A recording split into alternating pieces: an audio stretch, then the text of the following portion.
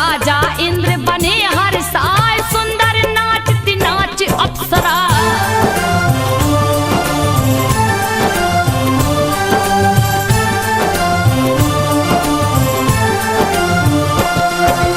सुंदर नाच नाचती अप्सरा, रहे गंधर्व भजनिया गाय। धर्म की वजह हुई है जग में, साधु संत रहे खुशी मनाए। लगा बीतने सुखमय जीवन, भय से मुक्त समाज जनाए। लगा बीतने समय सुहाना, असुर योजना रही बनाए। बदला हार का लेना होगा, कुछ भी समझ में आवे ना। घोर तपस्या लगे करने, आसन सुंभे निसुंभे लगाए। लगे शक्तियां अर्जित करने।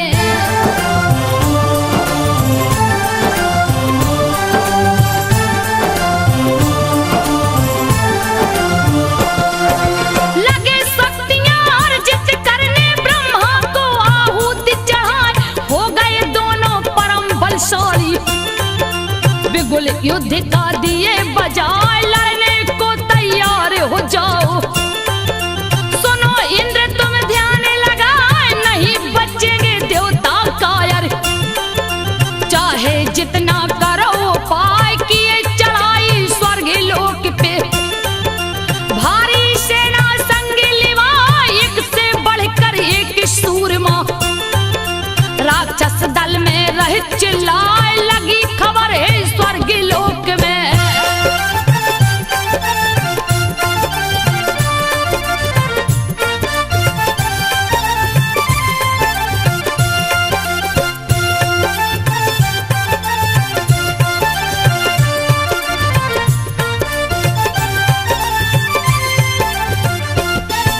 लगी खबर है स्वर्ग लोक में। सुनकर इंद्र गए गुस्साए, ले देवों की भारी सेना।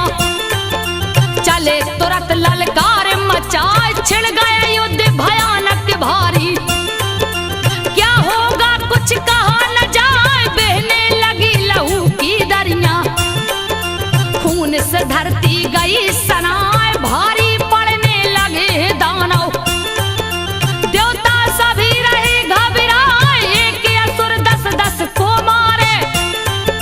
सैनिक बहुते गए मराए, हुए पराजित देवता भागे।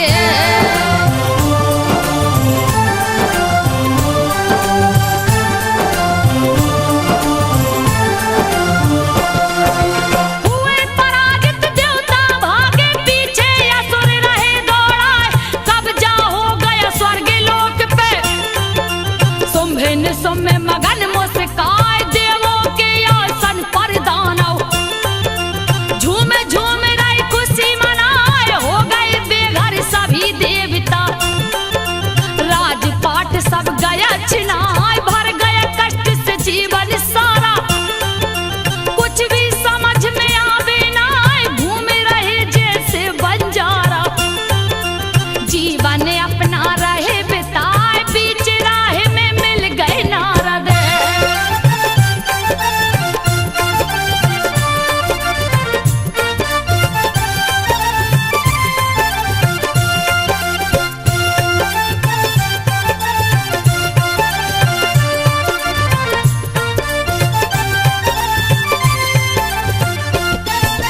बीच राह में मिल गए नारद। देख सभी को रहे मुस्काए, किए प्रणाम सभी देवतागण।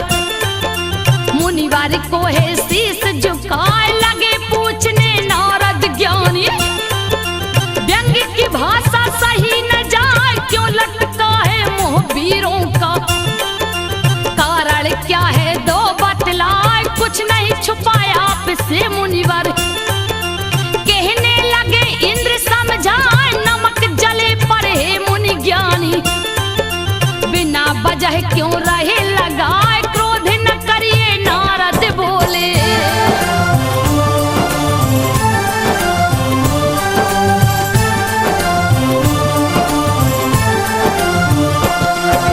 क्रोध न करिए नारद बोले, इंद्र देव से बात चिताए।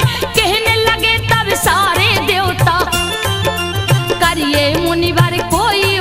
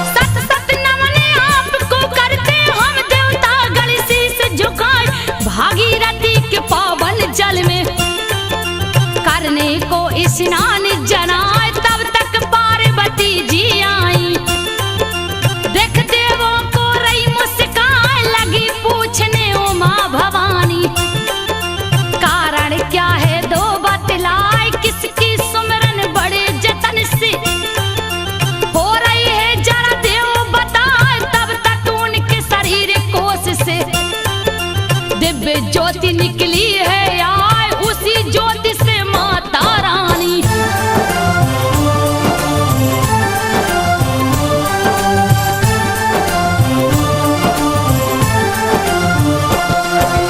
तब तक उनके शरीर कोश से दिव्य ज्योति निकली है आए उसी ज्योति से माता रानी। प्रकट हो रही मन मुस्काए काली हो गई पार्वती जी। रूप सुहाना रही सुहाए दो दो रूप माता रानी का। देख देख नहीं जिया या घाय पार्वती जी से मैया जी। कहने लगी कथा समझाए शुंभ शुंभ दो पापी दानव। दिए युद्ध में इन्हें हराए राजपाट सब छीन लिए हैं।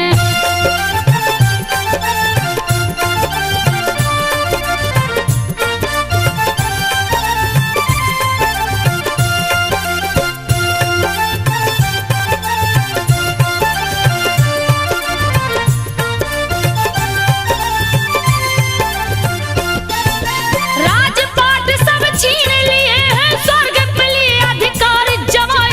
इसी कारण ये सभी देवता मेरी शरण गए हैं आए कर सुमिरन मुझे बुला रहे थे। रक्षा की गुहार लगाई इसीलिए मैं प्रकट हुई हूँ। सुनिए देवी ध्यान लगाए सारा जगत कोष की देवी। कहेगा मुझको शीश झुकाए सत सत नमन देवता करते। माँ चरणों में शीश झुकाए तब तक घूमते पर्वत ऊपर।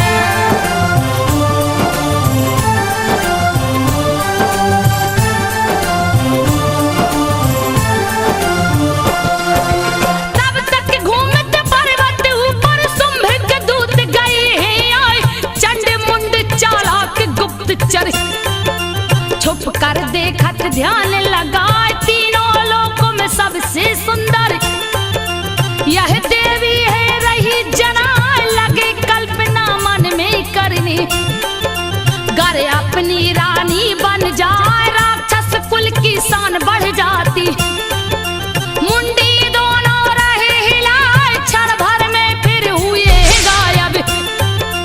पहुंचे स्वर्ग लोक में जाए बैठा जहां शुंभ बलशाली।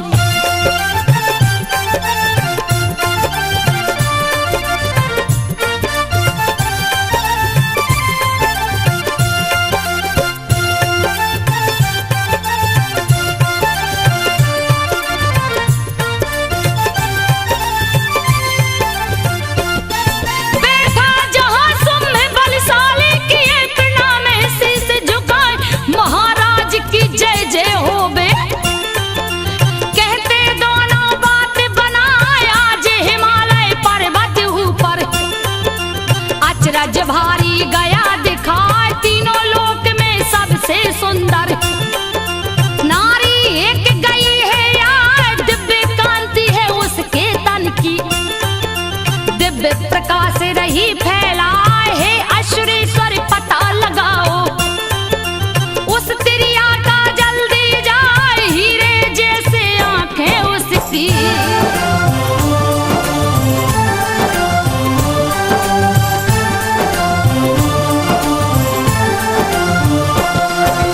हीरे जैसे आंखें उसके अंग सुनहरा रहा सुहाए। देते राज जरा ध्यान से सुनिए बात हम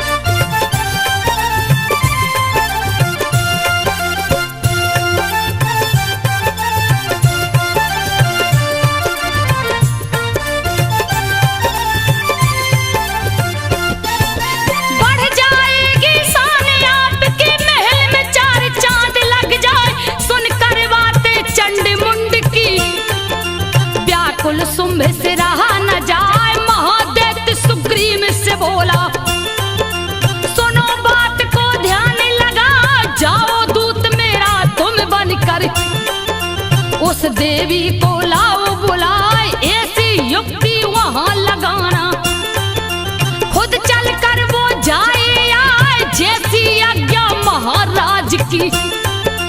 देख देवी को जी ललचाए, लगा बोलने मीठी वाणी।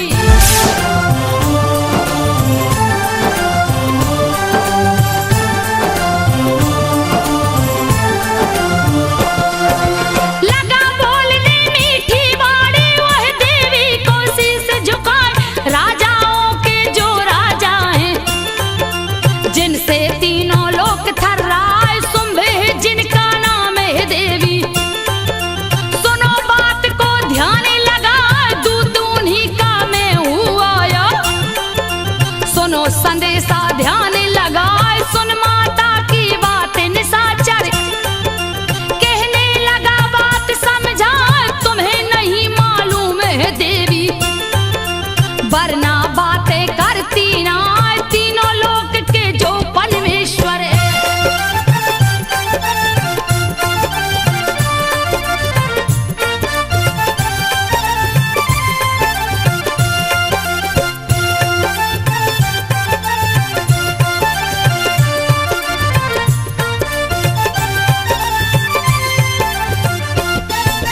तीनों लोक के जो परमेश्वर, उनकी बात रही ठुकराए।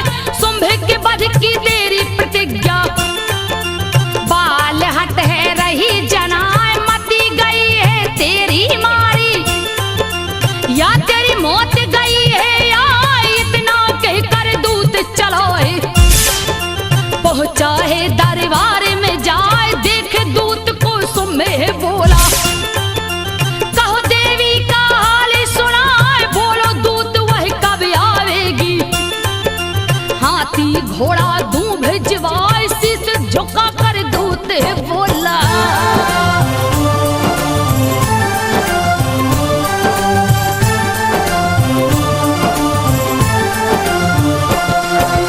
शीश झुका कर दूत बोला, सुनिए राजन ध्यान लगाए। सारी बात विस्तार से उस दम कहने लगा दूत समझाए। शपथ ली है वो आपके वध की, सुनकर देते गया ऋषियाय। धरती कपगी अंबर कपगी, रहा ठहाका शुंभ लगा।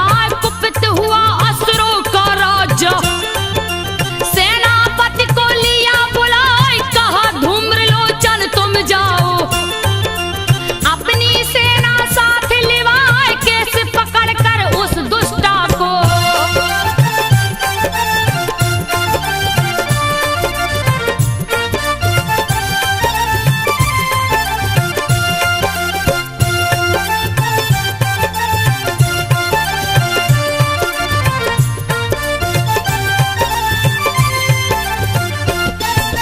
कैसे पकड़ कर उस दुष्टा को घसीट करके लाओ जाए। पाकर आज्ञा से निकले कर, सेनापति चला हर साय। 60,000 असुरों की सेना लेकर गया हिमालय आए। सामने देख मूर्ख माता को, कहने लगा बात ऋषियाय। ए दुष्टा तू साथ मेरे चल, शुंभ ने शुंभ रही बुलाए। वरना तेरा केस पकड़ कर घसीट कर दूंगा पहुंचाए। तब मैया मुस्का कर बोली,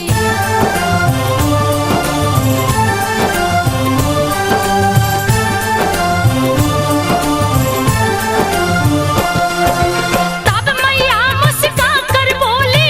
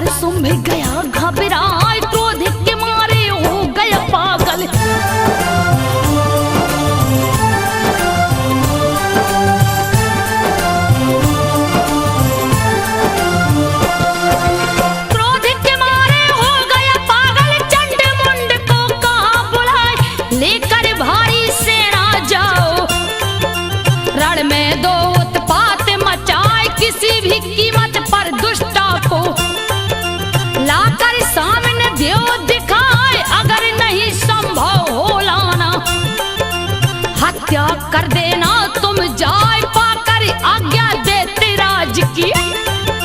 भारी सेना चली सजाए पहुंच गई सब पर्वत ऊपर। राक्षस जोर जोर चिल्लाए बैठी देवी सिंह के ऊपर।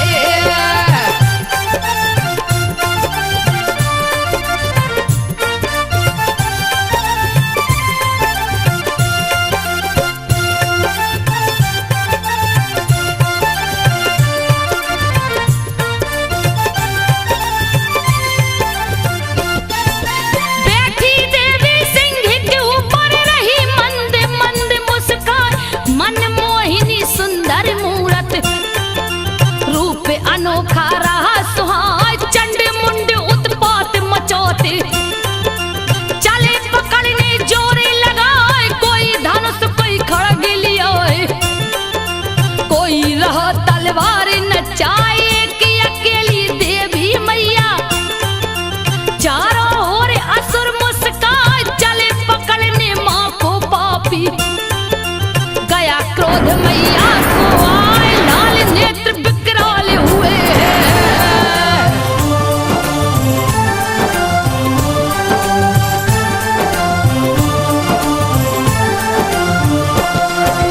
लाल नेत्र विकराल हुए हैं विकट रूप है रहा दिखाए।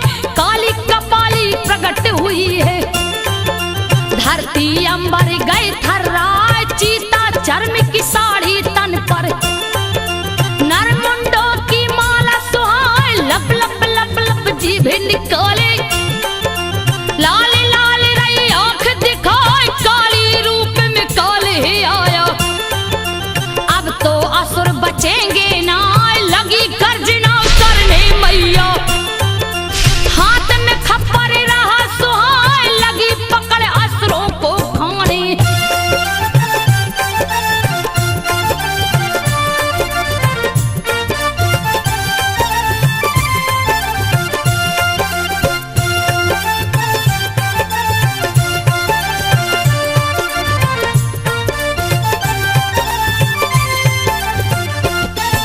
लगी पकड़ असुरों को खाने बध करती माँ खड़ग चलाए।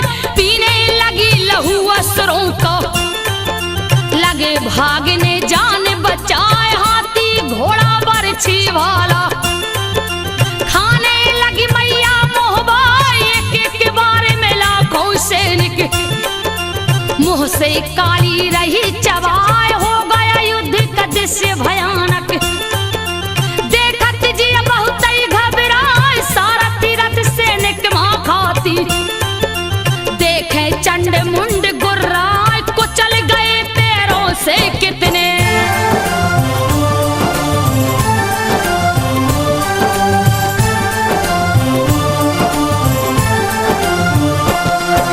कुचल गए पैरों से कितने। बहुतों का दी गला दबाए।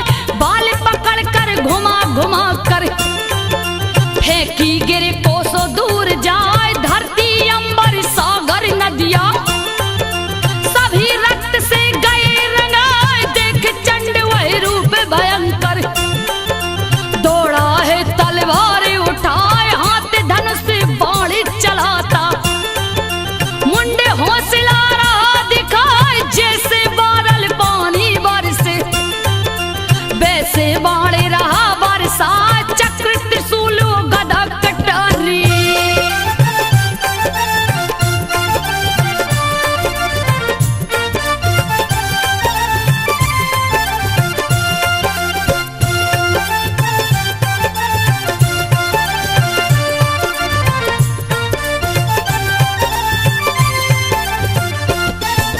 चक्र त्रिशूल गदा कटारी माँ के ऊपर रह चला। पर मैया काली जगदम्बा सब कुछ खा जाती मोहबाई कर। गुस्से में भारी गर्जना बोली है मैया गुर्राए। कर लिया बार बहुत अब तुमने इष्ट देव को ले मनाए। आ गई बेला अब मरने की जान तुम्हारी बचेगी ना। एक हाथ से बाल पकड़ ली दूजे में तलवार सुहाए। बंद हो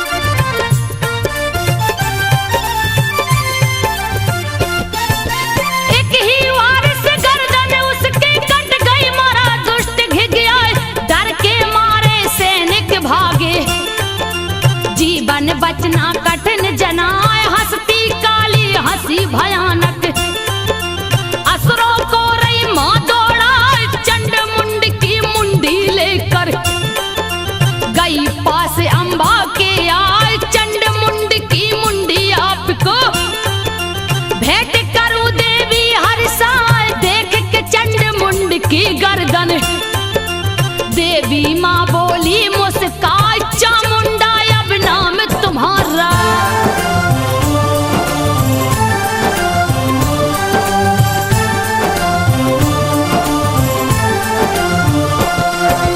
चामुंडा अब नाम तुम्हारा, देवी काली गया रखा। तब बोली माँ काली हंसकर, अम्बे माँ से बात चिताए, हे देवी अब युद्ध यज्ञ में शुंभ निशुंभ को मारो जाए। लगी खबर है देत शुंभ को, सुनकर खबर गया बोराए। क्रोध से पागल वह लड़ने को, सैनिक भारी रहा जुटाए। मरेगी अब वो मेरे हाथों से, मौत गई है उसकी आय। दिया आदेश है दूत बुला करे,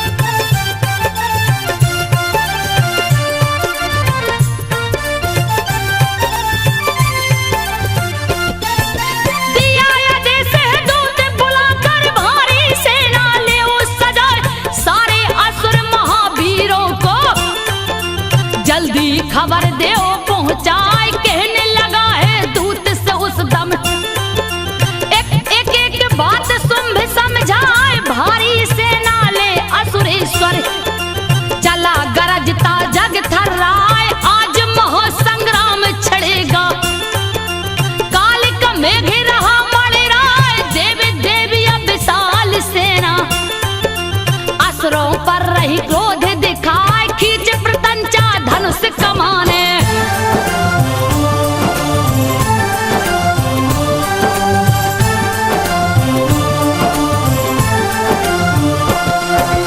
खींच प्रतंचा धनुष कमाने। धरती अंबर दिया गुंजाए, हो गया उग्र रूप काली का।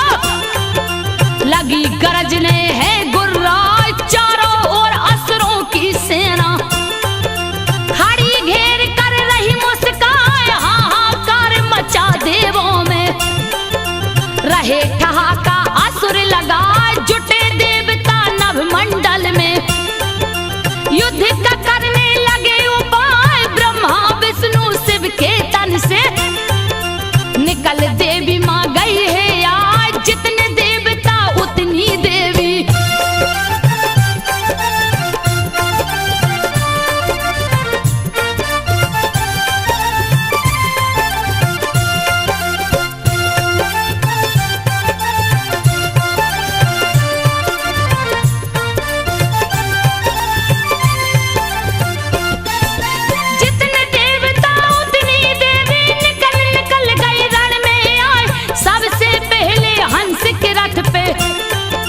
ब्रह्माणी गई रण में आए। सबके ऊपर आरूढ़ होकर शिव की शक्ति गई है आए। शिव का है त्रिशूल हाथ में, सर्प गले में रहा सुहार। कार्तिक की शक्ति समर में, मोर पे चढ़ कर गई है आए। विष्णु प्रिया चढ़ गरुड़ पे आई, चक्र शंख गदा रहा सुहाय। श्री हरि जी की और शक्तियां,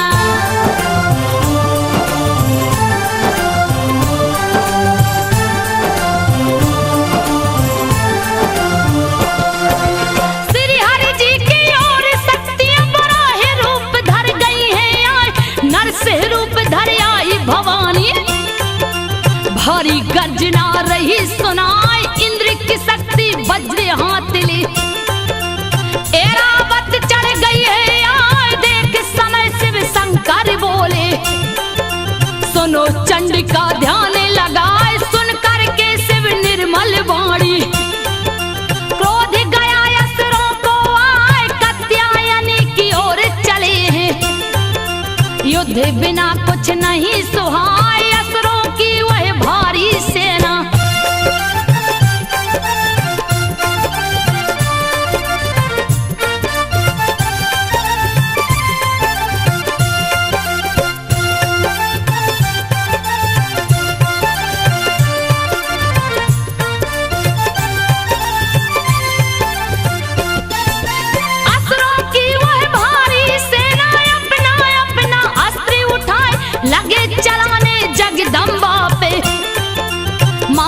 भी लिया धनुष उठाए, लगी चलाने तीर धनुष से। असुरों से नहीं वेग सहाय, तब तक काली सामने आ गई। महाकाल का रूप बनाए, लगी मारने असुरों को मां। बीच समर में मां दौड़ाए, ब्रह्माणी असुरों के बीच में। ब्रह्म की शक्ति रही दिखाई, छिड़क देती जब जल महारानी।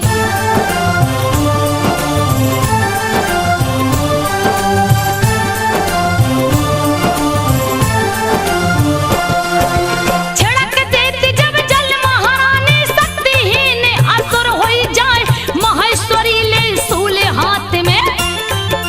असुरों को है रही चुभाए, बेसड़वी ले चक्र सुदर्शन। रही कहर रण में बरपाए, कार्तिक के शक्ति शक्ति ले। दैत्यों की चटनी रही बनाए, वज्र हाथ ले इंद्र की शक्ति। असुरों पर रही वज्र गिराए, हो गया खून से लाल धरातल। खून की नदी रही लहराए, बराह रूप में बराह शक्ति।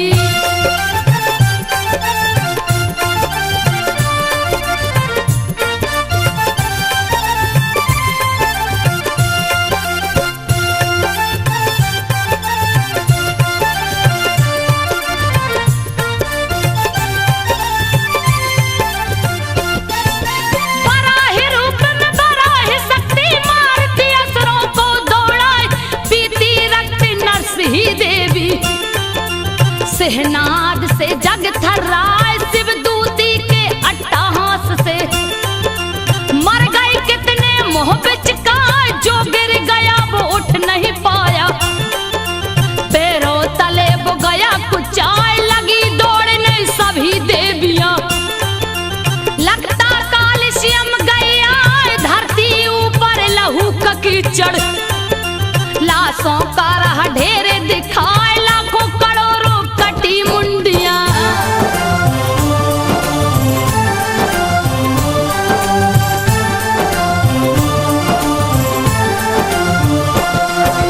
लाखों करोड़ों कटी मुंडियां, रणभूमि में रही दिखाए। देखो जिधर लाशों का मेला, पीती काली लहू दिखाए। लगे भागने दानव डर से, भाग भाग रहे जाने बचाए। देख भागते असुरी सेना, रक्त बीज गया सामने आए। मुझसे युद्ध करो तो जानू, सबको दूंगा आज मुआए। कितना दम है भुजा में किसके, सबका दूंगा थाहे लगाए। लगा है करने युद्ध भयानक।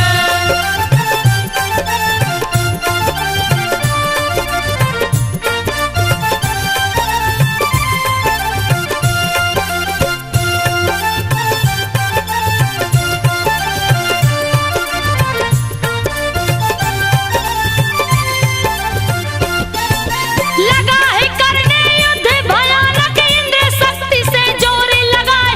किया प्रहार है इंद्राणी ने, रक्त बीज पर वज्र चलाए। रक्त बीज हुआ वज्र से घायल, फिर भी हंसता जोर लगाए। रक्त लगा धरनी में गिरने, फिर तो आफत गई है आज। जितना रक्त जमी पे गिरता, उतना रक्त बीज मुस्काए। जहां देखो तहां वही खड़ा है, बात समझ में आवे ना। करने लगे सब युद्ध भयानक।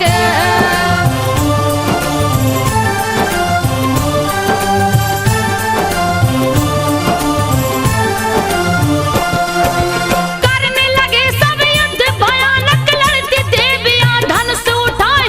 चारों ओर असुर महापापी, लड़ते लड़ते बढ़ते जाए। चक्र वैष्णवी ने चलाया, दैत्य के ऊपर जोरा जमाए। कट गया गर्दन रक्त बीज को, बहने लगा लहू लहराए। ब्रज चला इंद्राणी ने तो, घायल रक्त बीज गुर्राए। पैदा हो गए लाखों दानव, परम वीर बल नहीं समाए, हंसते राक्षस हंसी भयानक।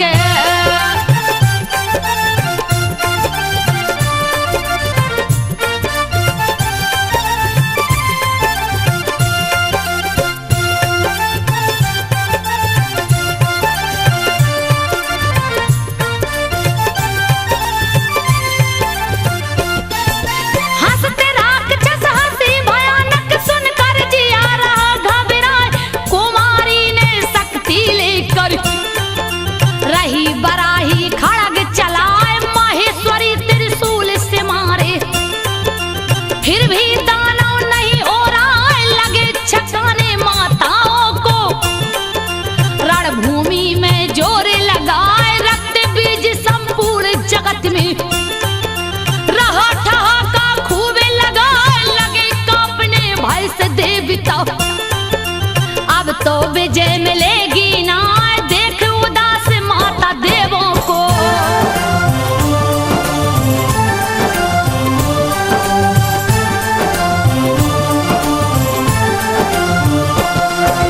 देख उदास माता देवों को, कहीं काली को पास बुलाए, लेकर सूल चली जगदम्बा। रक्त बीज जहां से ठटाए, सूल चुभाया है सीने में, गिरने लगा लहू बहरा, लगी है पीने लहू चामुंडा। लहू भर गया है मुंह में जाए, पैदा मुंह से दाना हो गए।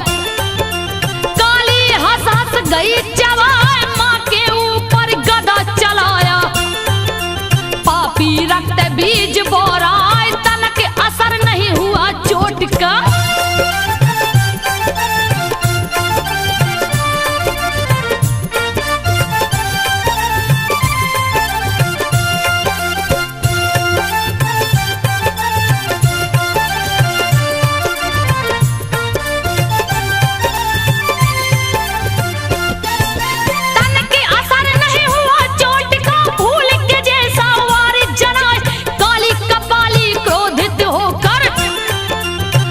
बीज पोली दौड़ाए, पी गई सारा लहू पकड़ कर। रक्त बीज है गया सुखाए, फिर जगदम्बा गदाले दौड़ी। रक्त बीज रहा घबराए, करती वार पे वार भवानी, फिर भी रक्त बीज घुर्रा